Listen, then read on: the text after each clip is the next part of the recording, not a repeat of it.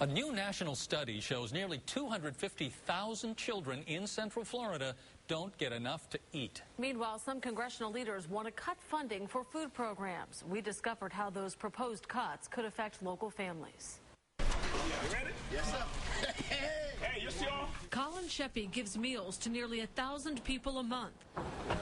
He carries pictures showing the lines at his church's food pantry. This is what we do every other Wednesday. He and his volunteers rely on donations from the Second Harvest Food Bank. Now they're worried. U.S. House leaders want to cut $1.6 billion from nutrition assistance programs.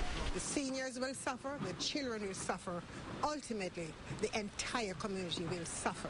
If the proposed federal cuts pass, it will mean less food on these shelves and at least 1 million fewer meals going to families in need in Central Florida.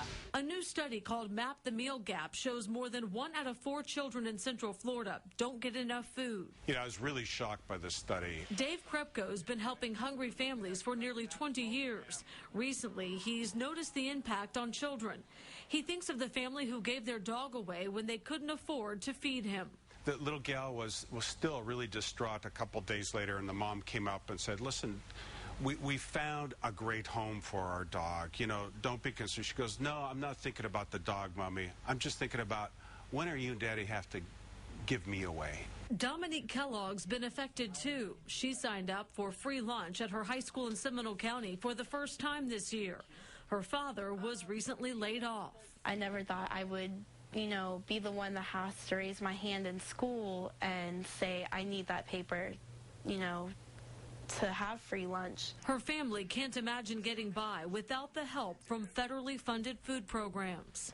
It frightens me to think that we wouldn't know where to turn.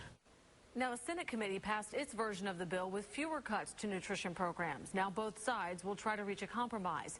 We contacted our local U.S. reps and heard back from 4 of them. Only Corinne Brown said she's urging congressional leaders not to make these cuts.